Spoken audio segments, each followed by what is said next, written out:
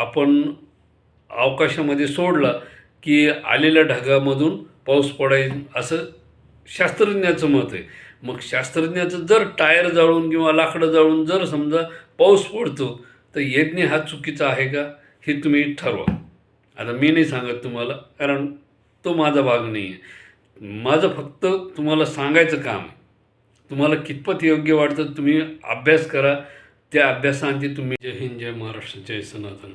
बंधू आणि भगिनींनो, आपण कालच्या व्हिडिओमध्ये भारतामध्ये 3 ऋतू कसे असतात आणि जागतिक लेवलला किती ऋतू असतात यावर आपण चर्चा केली होती. तर जागतिक लेवलला उन्हाळा, हिवाळा हे 2च ऋतू मुख्य आहेत.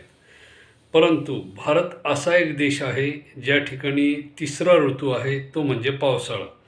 आणि पावसाळा हा ऋतू भारतासाठी फार महत्त्वाचा असा आहे. तर आपण बघितलं आहे की पाऊस कसा भारतामध्ये यावेळेस आहे, त्याची परिस्थिती काय आहे आणि हा पाऊस नेमका येतो कुठून यावर आपण चर्चा करणार आहोत. पाऊस तयार होतो कसा आणि तो पडतो कसा. तर भारतामध्ये ज्या नद्या वगैरे आहेत किंवा जे समुद्र आहे भारताच्या आजूबाजूला, त्या समुद्र, नद्या, तलाव या सर्वांचं बाष्पीभवन जवळपास नोव्हेंबर डिसेंबर या महिन्यापासून सुरू होतं.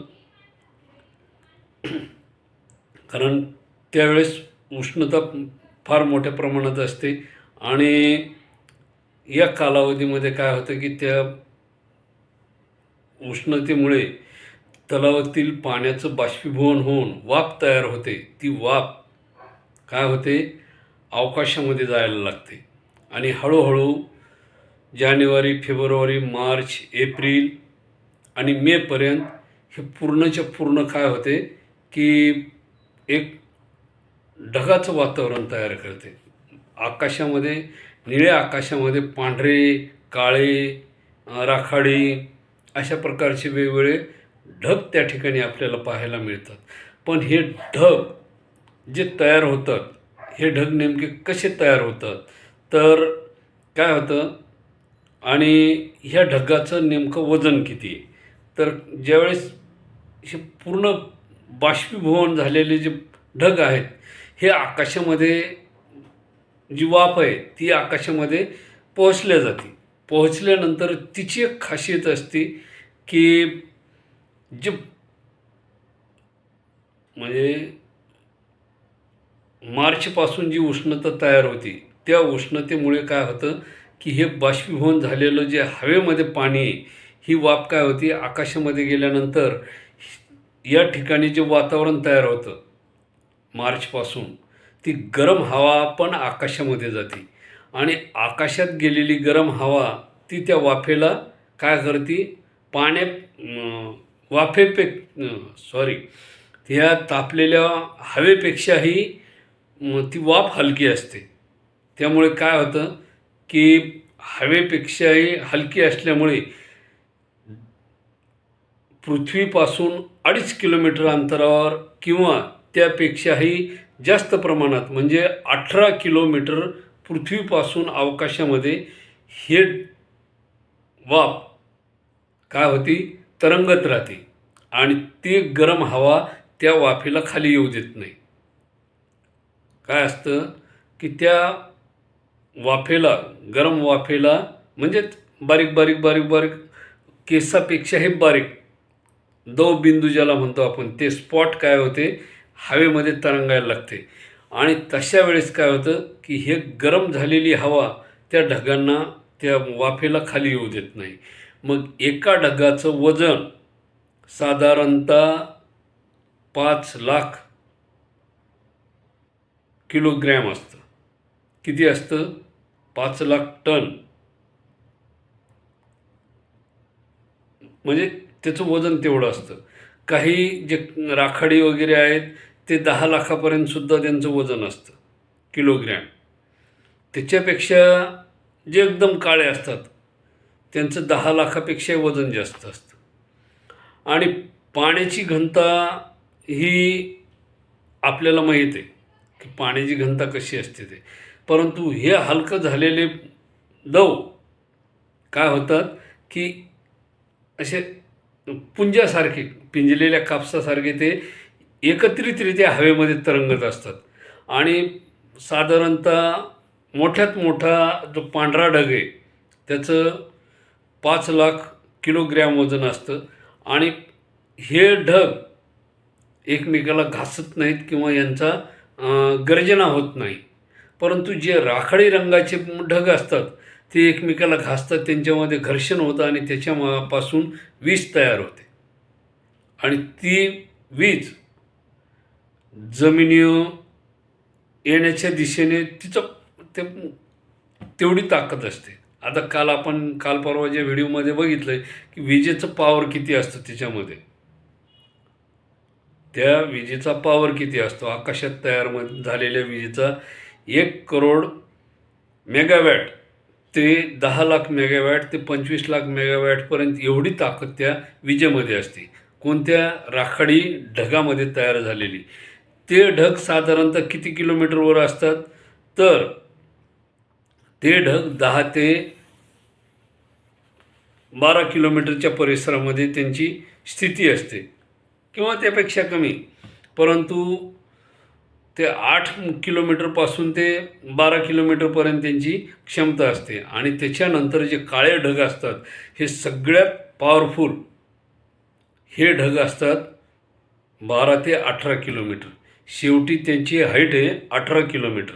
मग एवढ्या पॉवरफुल ढगांना आकाशात कसे तरंगले जातात हा आश्चर्याचा भाग तुम्हाला वाटत असेल, तर ती जी गरम हवा आहे ती त्या ढगांना आकाशामध्ये आधार ठेवते.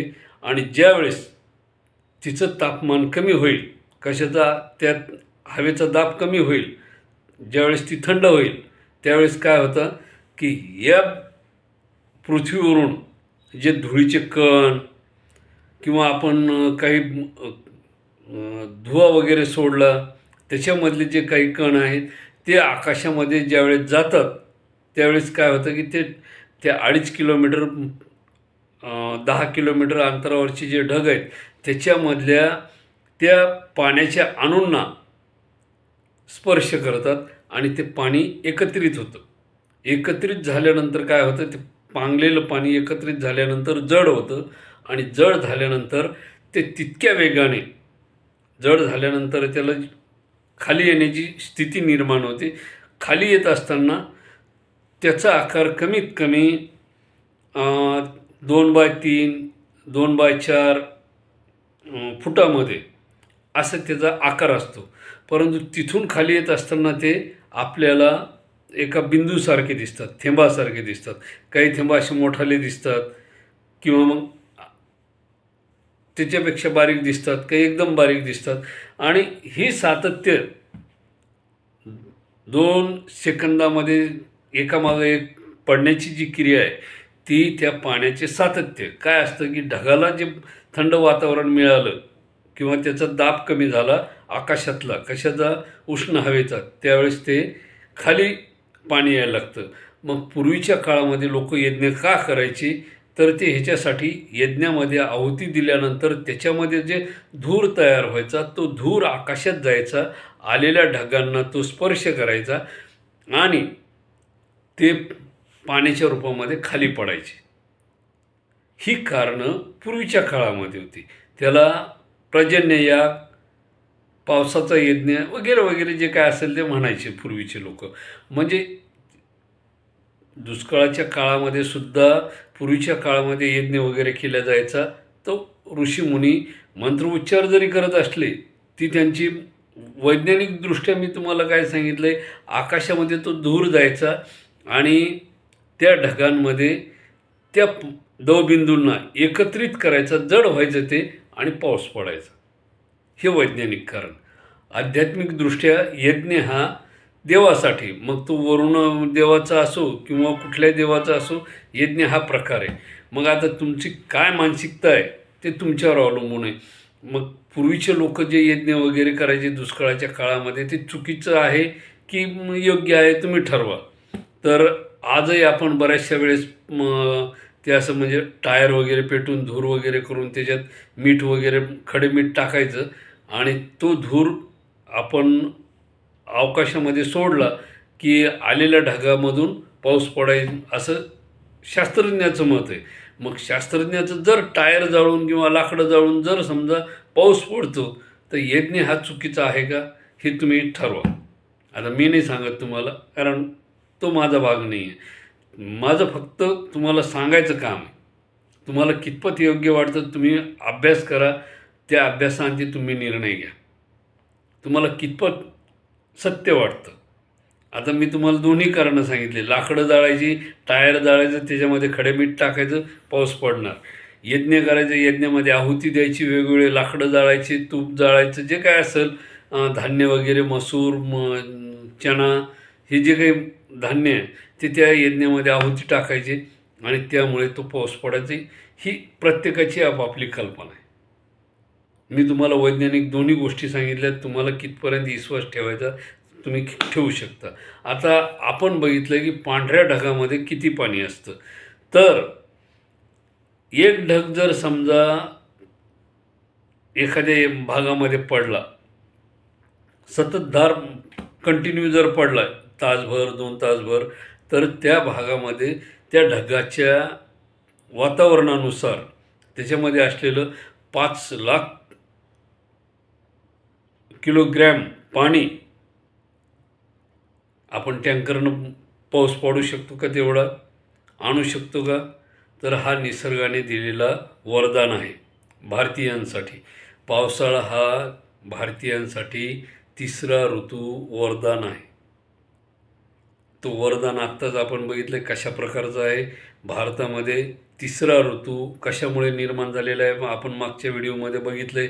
तरी सांगतोय की भारताला एकीकडून हिमालय, एकीकडून सह्याद्री पर्वत आहे, एकीकडून सातपुडा पर्वत आहे, विंध्याचल पर्वत आहे. पर्वताच्या अनेक रांगा भारताला आहेत आणि विशेष म्हणजे तिन्ही बाजूने भारत हा समुद्राने वेढलेला आहे. एकीकडून बंगालचा उपसागर आहे, एकीकडून हिंद महासागर आहे, एकीकडून अरबी समुद्र आहे. म्हणजे तिन्ही बाजूने भारत हा समुद्राच्या विळख्यामध्ये आहे आणि त्यामधून जे मोसमी वारे किंवा व्यापारी वारे जे तयार होतात, त्या वाऱ्याच्या सहाय्याने भारतामध्ये पाऊस पडतो. म्हणजे हा ऋतू भारतासाठी स्वतंत्र निसर्गाने दिलेला आहे. महत्त्वाचा भाग हा आहे. तर आपण आत्ताच बघितलं आहे की एका ढगामध्ये किती पाणी असू शकतं किंवा जे राखाडी ढग आहेत त्या राखाडी ढगामध्ये किती पाणी असू शकतं. त्याच्यामध्ये किमान 10 लाख लिटर किंवा किलोग्रॅम पाणी राखाडी ढगामध्ये असू शकतं. आणि जे सर्वात काळे ढग असतात ते काळे ढग एवढे पॉवरफुल असतात, त्याच्यामध्ये 10 लाख लिटरपेक्षा किलोग्रामपेक्षाही जास्त प्रमाणात पाणी असते.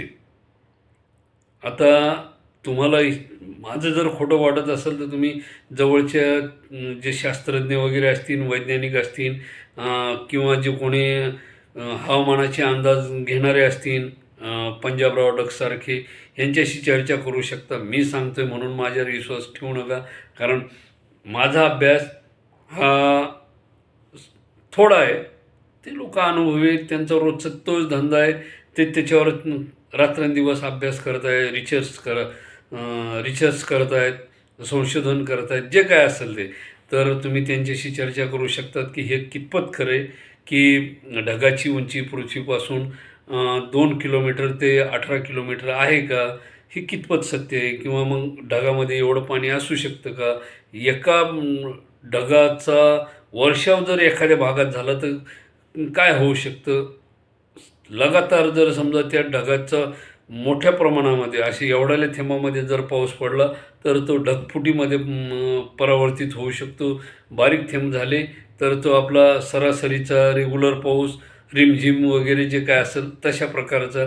आणि सततधार जर पडला, पूर्वीच्या काळामध्ये लगातार 8-8 दिवस पाऊस पडायचा, त्याला झडगं म्हणायचे. आमच्या लहानपणी त्याला झडगं म्हणायचे. म्हणजे बऱ्याचशा गोष्टी त्या झडग्यामध्येच चूल पेटवणं वगैरे, मग ते लाकडाचं साहित्य पेटवणं कठीण जायचं आणि बऱ्याचशा गोष्टीला त्रास व्हायचा. म्हणजे अन्नसुद्धा शिजवणं त्या काळामध्ये कठीण जायचं. मग तशा वेळेस वरणफळं वगैरे साध्या साध्या आयटम केल्या जायचे, हलकं अन्न शिजवलं जायचं, जेणेकरून पचनास सहज, सोपं, सुलभ असं. किंवा तांदळाची खिचडी, मूग खिचडी अशा प्रकारचे खिचड्या बनवल्या जायचे, जेणेकरून ते पचनास सहज, सुलभ अशी पावसाळ्यामध्ये. कारण शरीराचा जो कोठा आहे, जठराग्नी हा मंद झालेला असतो आणि त्यामुळे असे पदार्थ खाणं योग्य आहे. जसे तळलेले पदार्थ हे हानिकारक असतात पावसाळ्यात. भजे, बोंडं, त्याच्यानंतर ते समोसे, कचोरी असे पदार्थ पचनात जड असतात आणि पोट दुखण्याची शक्यता वाढते. कांदा वगैरे अशा पिरियडमध्ये खायला नाही पाहिजे. त्या बाकीच्या गोष्टी वाटल्यास आपण त्याच्यावर एखादा स्पेशल व्हिडिओ करू, पावसाळ्यामध्ये काय खायला पाहिजे, काय खायला नाही पाहिजे, जेणेकरून तुम्हाला त्याची माहिती मिळेल. तर आजचा व्हिडिओ तुम्हाला कसा वाटला, काय वाटला आणि तुम्हाला आजच्या व्हिडिओपासून नेमकी काय माहिती मिळाली, कितपत मिळाली, ते तुम्ही मला कमेंट करून नक्की सांगा. नवनवीन माहिती पावसाबद्दल आणण्याचा मी प्रयत्न करीत आहे आणि हा व्हिडिओ होईल तिथपर्यंत MPSC असो, UPSC असो, जे कोणी अभ्यासक असतील, IAS परीक्षेसाठी बसलेले, त्यांच्यासाठी सुद्धा हा व्हिडिओ अत्यंत मार्गदर्शक असा आहे आणि त्यांच्या ज्ञानामध्ये भर पडू शकते. किंवा मग त्यांच्याकडे जर काही माहिती असेल, त्यांनी कमेंट करून मला सांगणे, कारण त्यांच्यामुळे माझ्या ज्ञानामध्ये भर पडू शकते. आता तर हा व्हिडिओ तुम्हाला कसा वाटला, काय वाटला, तुम्ही तुमच्या मित्रपरिवारांना सर्वांना शेअर करा. या व्हिडिओला लाईक करा, सबस्क्राईब करा. जय हिंद, जय महाराष्ट्र. धन्यवाद.